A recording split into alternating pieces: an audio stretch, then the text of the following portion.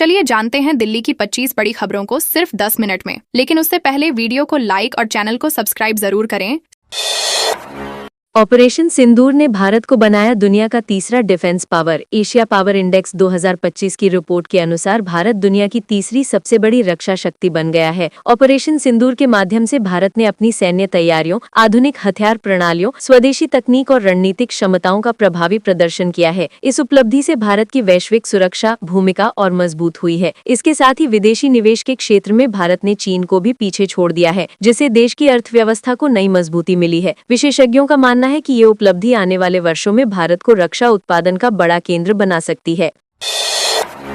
दिल्ली आने वाली बिहार यूपी की ट्रेनें घंटों लेट। शनिवार को यात्रियों को एक बार फिर भारी परेशानी का सामना करना पड़ा जब बिहार और उत्तर प्रदेश से आने वाली कई ट्रेनें घंटों की देरी से राजधानी पहुंची। आनंद विहार टर्मिनल, दानापुर जनसाधारण एक्सप्रेस और नई दिल्ली दरभंगा हमसफर स्पेशल जैसी प्रमुख ट्रेनें भी समय से काफी देर से रवाना हुई। लोकल ट्रेनों की लेट लतीफी के कारण रोजाना ऑफिस, स्कूल और जरूरी कामों से आने जाने वाले यात्रियों को सबसे ज्यादा दिक्कत हुई। प्लेटफॉर्म पर इंतजार कर रहे यात्रियों में नाराजगी देखने को मिली। यात्रियों ने रेल प्रशासन से समय पालन और साफ जानकारी व्यवस्था बेहतर करने की मांग की है।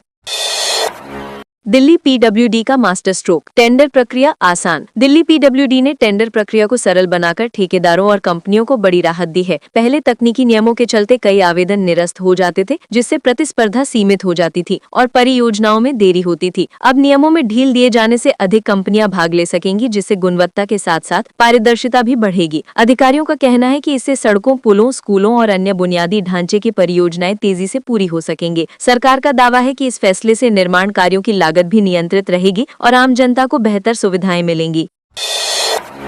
एम्स और ऑर्बो का राष्ट्रीय स्किन डोनेशन बैंकिंग सत्र। एम्स और ऑर्बो द्वारा संयुक्त रूप से राष्ट्रीय स्किन डोनेशन बैंकिंग सत्र का आयोजन किया गया। इस कार्यक्रम का मकसद त्वचा दान के प्रति लोगों को जागरूक करना और देश भर में एक सशक्त स्किन बैंकिंग नेटवर्क तैयार करना रहा। विशेषज्ञों ने बताया कि स्किन डोनेशन गंभीर रूप से झुलसे मरीजों के इलाज में जीवन रक्षक भूमिका निभाता है। वक्ताओं ने कहा कि जागरूकता के अभाव में अब भी बहुत कम लोग त्वचा दान के बारे में जानते हैं। भविष्य में डिजिटल प्लेटफॉर्म और सोशल मीडिया के माध्यम से अभियान तेज करने पर जोर दिया गया।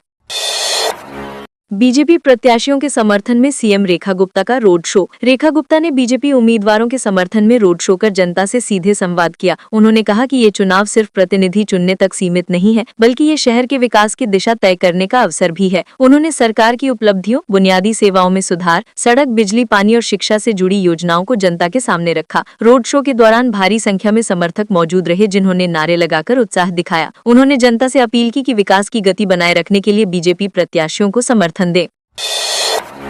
दिल्ली में आज से शुरू होगी हॉट एयर बलून राइड। शहरवासियों के लिए एक अनोखा और रोमांचक अनुभव शुरू होने जा रहा है। आज से बंसेरा पार्क में हॉट एयर बलून राइड की शुरुआत हो रही है, जिसमें लोग करीब 150 फीट की ऊंचाई तक उड़ान भर सकेंगे। इस दौरान शहर का खूबसूरत नजारा आसमान से देखने का मौका मिलेगा। आयोजकों के अनुसार सुरक्षा के सभी मानक पूरे किए गए हैं और प्रशिक्षित स्टाफ की तैनाती की गई है। ये राइड खास तौर पर युवाओं, परिवारों और पर्यटकों के लिए आकर्षण का केंद्र बनेगी। माना जा रहा है कि इस पहल से शहर के पर्यटन को नई ऊर्जा मिलेगी और स्थानीय रोजगार को भी बढ़ावा मिलेगा।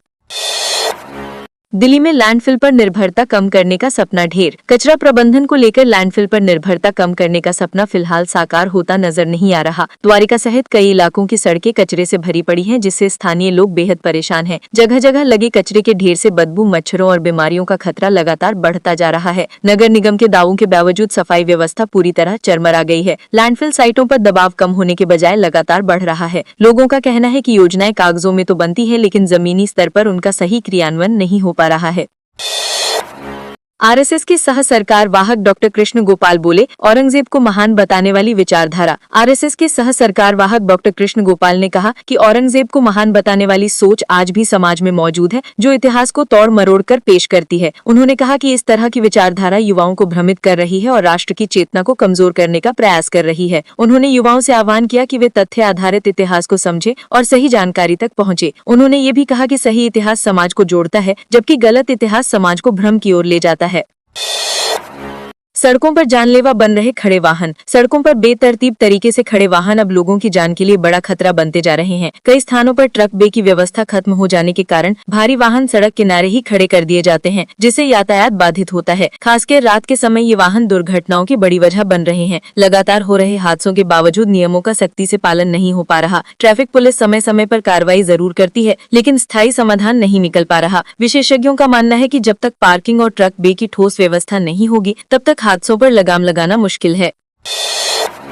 स्मार्ट पुलिसिंग के 75 मानकों को पास कर गाजीपुर थाना बना अव्वल। गाजीपुर थाना स्मार्ट पुलिसिंग के 75 मानकों पर खरा उतरते हुए राष्ट्रीय स्तर पर अव्वल घोषित किया गया। इस उपलब्धि के लिए थाने को केंद्रीय गृह मंत्री अमित शाह द्वारा ट्रॉफी देकर सम्मानित किया गया। थाने ने डिजिटल रिकॉर्ड, त्वरित कार्रवाई, साइबर अपराध नियंत्रण, महिला सुरक्षा, शिकायत निवारण और ट्रैफिक प्रबंधन जैसे कई क्षेत्रों में उत्कृष्ट प्रदर्शन किया। आधुनिक तकनीक, सीसीटीवी निगरानी और जनता से बेहतर संवाद इसकी प्रमुख विशेषताएं रही। गृह मंत्री ने कहा कि ये थाना देश भर के अन्य थानों के लिए प्रेरणा स्रोत बनेगा। पुलिस कर्मियों के इस प्रयास को प्रशासन ने ऐतिहासिक उपलब्धि बताया। भुने चनों में जहर की मिलावट, ऑरोमाइन ओ से कैंसर का खतरा। दिल्ली के बाजारों में बिक रहे भुने चनों में खतरनाक रसायन ऑरोमाइन ओ की मिलावट का खुलासा हुआ है, जो सीधे कैंसर जैसी घातक बीमारी का कारण बन सकता है। खाद्य सुरक्षा विभाग ने गुप्त सूचना के आधार पर कई दुकानों पर छापेमारी कर नमूने जब्त किए हैं। जांच में ये रसायन चनों को अधिक पीला और आकर्षक बनाने के लिए मिलाया जा रहा था। अधिकारियों ने जनता को ऐसे चने न खाने की सख्त सलाह दी है। विभाग मिलावटखोरों के खिलाफ सख्त कानूनी कार्रवाई की तैयारी में जुट गया है। उपभोक्ताओं से अपील की गई है कि वे केवल प्रमाणित दुकानों से ही खाद्य सामग्री खरीदें। 2500 की रिश्वतखोरी के आरोप में ले लिए जीवन के 23 साल। दिल्ली विकास प्राधिकरण के 2 पूर्व इंजीनियरों को 2500 रुपए की रिश्वतखोरी के एक पुराने मामले में 23 साल बाद अदालत ने बरी कर दिया। अदालत ने फैसला सुनाते हुए कहा कि अभियोजन पक्ष आरोप साबित करने में असफल रहा और पर्याप्त सबूत पेश नहीं कर सका। इन 23 वर्षों में आरोपित इंजीनियरों को मानसिक, सामाजिक और आर्थिक रूप से भारी नुकसान झेलना पड़ा। कई अफसर हाथ से निकल गए और प्रतिष्ठा को भी आघात पहुंचा। इस फैसले के बाद परिवार ने राहत की सांस ली, लेकिन ये मामला न्याय में देरी की कड़वी सच्चाई भी उजागर करता है। 12 सीटों के लिए थमा प्रचार। एमसीडी के 12 वार्डों में होने वाले उपचुनाव के लिए प्रचार शनिवार शाम को थम गया। अब रविवार को मतदान होगा, जिसमें आम आदमी पार्टी, भाजपा और कांग्रेस के बीच कड़ा मुकाबला देखा जाएगा। आम आदमी पार्टी ने विकास और स्थानीय मुद्दों को केंद्र में रखा। भाजपा ने केंद्र सरकार की योजनाओं को आगे बढ़ाया, जबकि कांग्रेस ने पुराने वोट बैंक को मजबूत करने पर जोर दिया। चुनाव आयोग ने निष्पक्ष मतदान के लिए सुरक्षा के पुख्ता इंतजाम किए हैं। संवेदनशील बूथों पर विशेष निगरानी रखी जाएगी। अब सभी की निगाहें मतदान प्रतिशत और चुनाव नतीजों पर टिकी हैं। रविवार को सुबह 4 बजे से शुरू होगी मेट्रो सेवा। उपचुनाव और मतगणना के मद्देनजर यात्रियों और मतदान कर्मियों की सुविधा के लिए दिल्ली मेट्रो 30 नवंबर और 3 दिसंबर को सुबह 4 बजे से सेवाएं शुरू करेगी। सुबह 6 बजे तक मेट्रो 30 मिनट के अंतराल पर उपलब्ध रहेगी। इसके बाद सामान्य समय सारणी लागू होगी। ये विशेष व्यवस्था मतदान में गिनती में तैनात कर्मियों को समय पर पहुंचाने के लिए की गई है। अधिकारियों ने यात्रियों से समय से पहले योजना बनाने की अपील की है। अंतिम मेट्रो रात 11:30 बजे रवाना होगी, ताकि देर रात तक काम करने वालों को भी सुविधा मिल सके। खेड़ाकला रेलवे फाटक पर खत्म होगा दिल्ली का सबसे बड़ा जाम। खेड़ाकला रेलवे फाटक पर लगने वाला भीषण जाम अब इतिहास बनने की ओर है। यहाँ फ्लाईओवर और अंडरपास के निर्माण का काम तेजी से आगे बढ़ रहा है। इस परियोजना के पूरा होते ही रोजाना घंटों तक लगने वाले जाम से लोगों को राहत मिलेगी। खासकर स्कूल, दफ्तर जाने वाले और माल ढुलाई करने वालों को समय की बड़ी बचत होगी। जाम कम होने से ईंधन की भी बचत होगी और प्रदूषण में भी कमी आएगी। स्थानीय निवासियों का कहना है कि ये परियोजना क्षेत्र के विकास में मील का पत्थर साबित होगी और आवागमन को पूरी तरह बदल देगी।